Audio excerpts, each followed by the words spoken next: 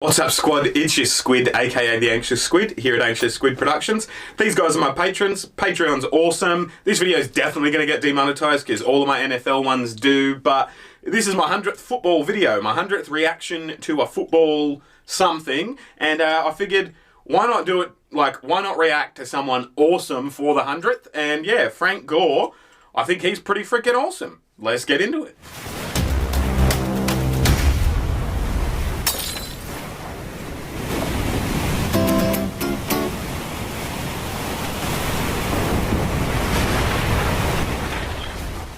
Thanks for clicking on the title or the thumbnail or whichever it was, guys, however you ended up here. I'm trying to get to 5,000 subs by the end of the year. You probably already know that if you're a regular subscriber, but if you're not, you're the type of person I need in order to hit that goal. So hit the subscribe button, do me a solid. I need about 4 or 5 a day until the end of the year, otherwise I won't get there.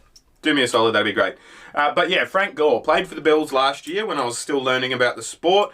Plays for the Jets this year. If he plays, I think it's 2 more seasons, and then is in the NFL 3 seasons from now, he might be in the NFL at the same time as his son, which is crazy to think of, right? Like, dude he's played so long and he's played so many different games, and I think he's 3rd all-time rushing leader because of the longevity of his career. And yeah, I just figured, why not? 100th video, let's do someone cool.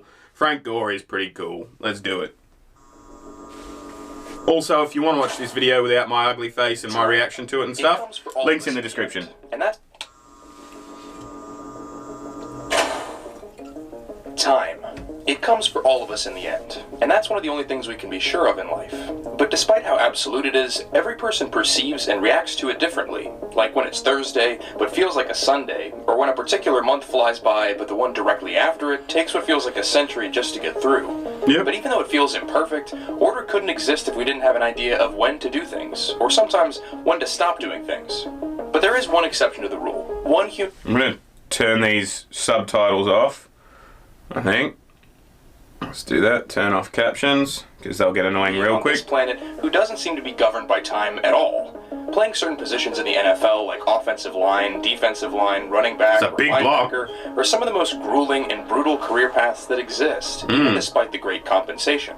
In a sport where violent collisions are the standard, durability and capacity to stay on the field year after year is an asset that can't be ignored when evaluating a player's overall legacy once they decide to hang it up. So today, I want to jump the shark a little bit and talk about a player who is so durable and consistent that he hasn't even retired yet and doesn't seem to be considering it, which leads me to believe that he stumbled upon the key to the astral plane or something. What I'm referring to is Frank Gore, and if he does have the secrets to the universe, there's no doubt that he's earned them. Yeah. And despite his reputation as an immortal being who is now entering his 15th season in the NFL, how many teams has he played for? His career has been a fascinating story of overcoming adversity. So far I've seen Niners, Dolphins. I know he played for the Bills. I know he's played for the Jets.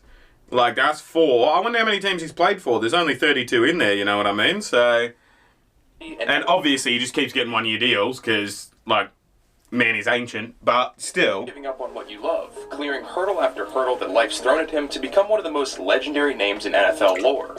So to get an appreciation for how impressive Frank Gore's time in the NFL has been, let's journey back almost 2 decades ago to see how it all began. Let's. You're right. Gore was born in 1983 into a difficult home life in Coconut Grove, Florida. His mother was gripped by drug addiction, and severe dyslexia in school stunted his progress and left him seemingly with no way to work towards his goals, even before he had any. At one point, he was living along with 9 other family members in just a 2-bedroom home, with a deep desire to improve his life and the lives of those around him, but trying to square those dreams with reality seemed too good to be true. But for those who have a dream and the necessary work ethic to follow through on it, they find ways to make it happen, and that's exactly what Frank Gore was able to do through the game of football. His drive through high school earned him a scholarship to play running back at the University of Miami, in part using the Hurricanes to stay close to home in order to help his mother, who was struggling with kidney disease. That Miami team was absolutely loaded as a roster, but they were especially exceptional at the running back position, with Gore backing up a future NFL star in Clinton Portis and another NFL great in redshirt freshman Willis McGahee upon his arrival in 2001. But even in the stacked depth chart, Gore exceeded expectations while hardly even trying. In a freshman season, Good on him. Canes obliterated all competition. Oh, have a look at that run. Perfect national title run. Juked him out of his No exception pants. to that rule. He put up 562 yards and 5 touchdowns on just 6. That little stutter step is just fucking bomb. Yards per attempt on the entire season. He was named a freshman All-American, and expectations were especially high coming into the 2002 season after he beat out Willis McGahee for the starting role heading into spring practices. But in a stroke of bad luck, he'd go down with a torn ACL just days before spring ball began, forcing him to sit out the entirety of the year as the Canes made another run all the way to the BCS. He was injured in college before falling to Ohio State in double overtime. Gore came back the following year, and despite having to work through his ACL recovery, he still managed to amass 468 yards and 4 touchdowns through his first 5 games. Wow, alright. Unbeknownst He's to nearly him, averaging this 100 yards a season ended game. Right then and there, with yet another brutal ACL tear that set him out for the rest of his redshirt sophomore season. That's He rough. was frustrated and beaten down. He had high So he's made of glass in college, but then he goes and has a 20-year fucking career outside college. That's crazy. hopes and a high stock looking towards the NFL draft, but now teams were worried if they'd even be able to utilize Gore for any time at all before he suffered a possible career-ending setback. Yeah. But rather than just wallowing in a situation, he only focused on getting back on the field and proving his worth as a running back. Control what you That's exactly can. what he did. That's it. After months of intense, painful rehab, Gore got back out on the field the following year and showed the NFL why he was worth taking a chance on, injury risk or not. He made it through a full season and Give it a shot. enough numbers to make the jump to the NFL, where he'd be selected in the 3rd round by the San Francisco 49ers as the 6th running back off the board. Nice. Now that all the Nice.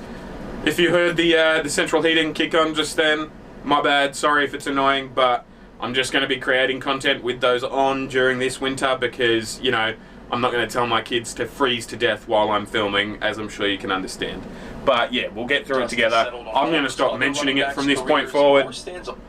I've mentioned it in the last like 3 videos when it's clicked on or whatever, but yeah, I'm going to stop mentioning it now just because I feel like I draw attention to it and sometimes people can't even hear it and then I go, oh yeah, that's the central heating, and people go, oh, now I can't not hear it, you know, so I'll stop mentioning it, but yeah. With only selected in the 3rd round by the San Francisco 49ers as the 6th running back off the board. Now that all the dust has settled on all those other running backs' careers, Gore stands alone with only 1,384 career yards behind every single one of those players combined.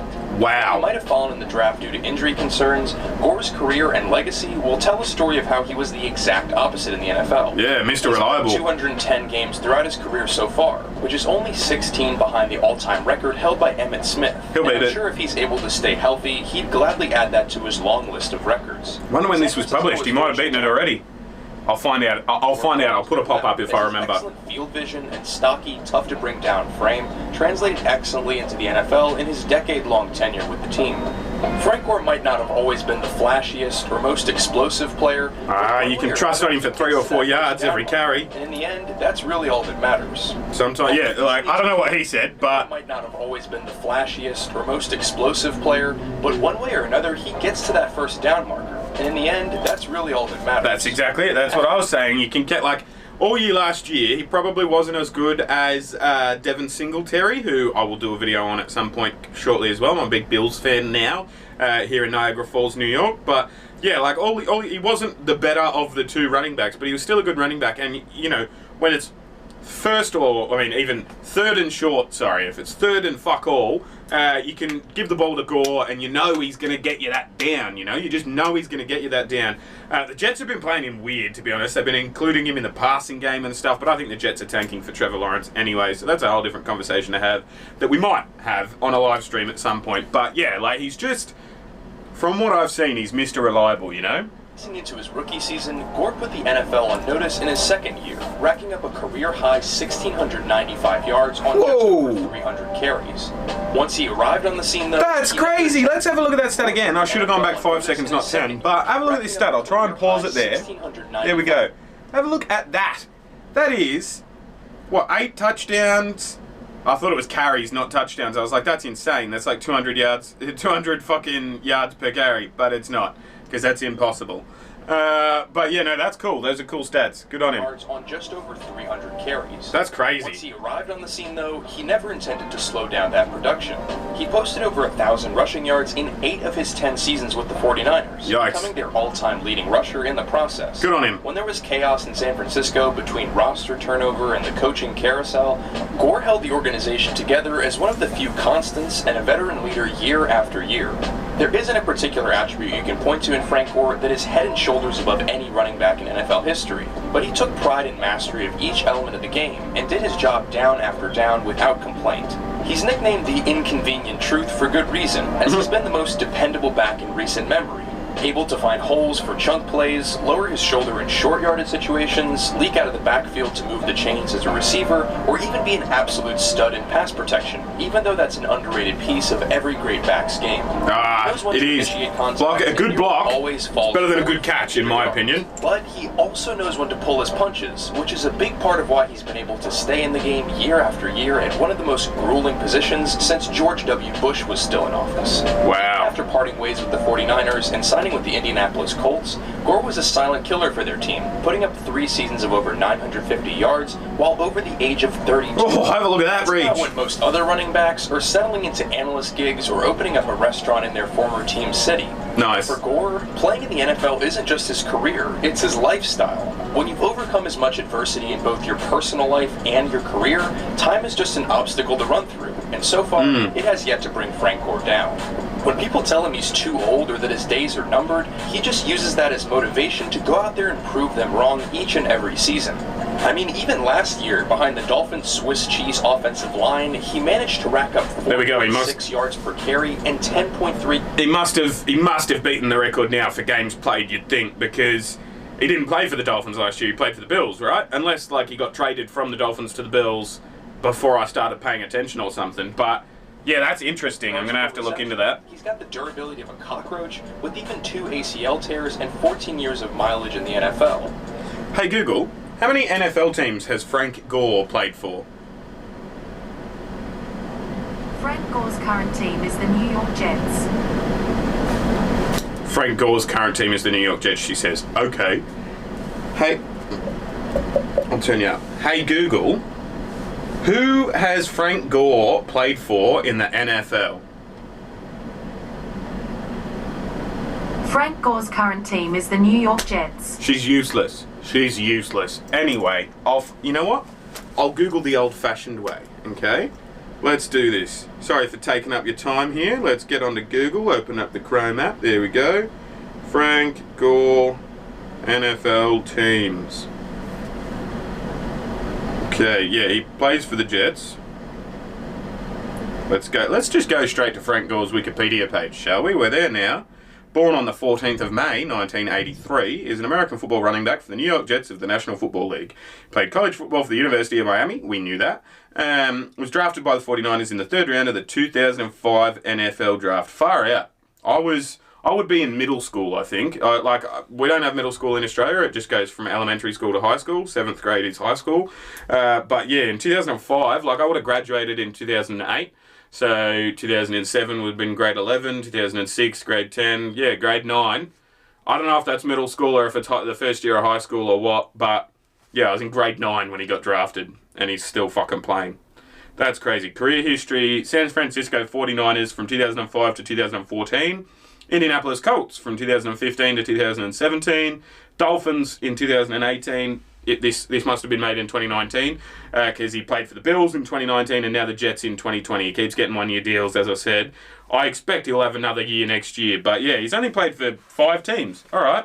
That's not many if you think about it, you know what I mean? For the time he's played as well. Tells you a story, you know, that he's liked where he is when he's there. He's got the durability of a cockroach with even 2 ACL tears and 14 years of mileage in the NFL. But the insane thing is that he still doesn't believe his career is ending anytime soon. Good. He currently sits behind Barry Sanders on the all-time rushing yards list with 14,748. I think he's beaten him. 4 spot, but he only trails him by 521 yards, which is more than possible. I'm pretty sure he's above him now, right? To achieve if he plays. Let's have a look. I know. I should have just picked a more up-to-date video, but Rushing yards, 15,733 so far as of week 9, 2020. So what did that say?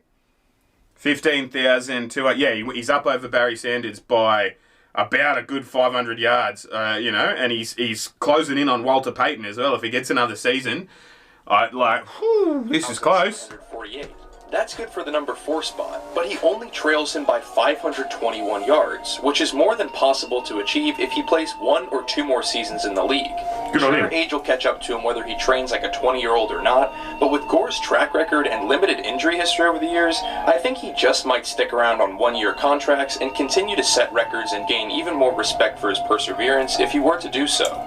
Yep. He just recently signed with the Buffalo Bills, and while the I love those red jerseys. will be a huge challenge in terms of his day-to-day recovery, his change of pace to a struggling LaShawn McCoy should provide each other with support to lean on in Buffalo's young and untested offense. Yeah, nice. Now that he's chugged along to this point, I'm far more willing to bet on Frank Gore himself than the circumstances around him. Because if you asked me how many years Frank Gore had left in the tank when he signed with the Colts 4 years ago, I probably would have given you a shrug and said maybe 2. And yet here we are 5 years later in his 15th training camp.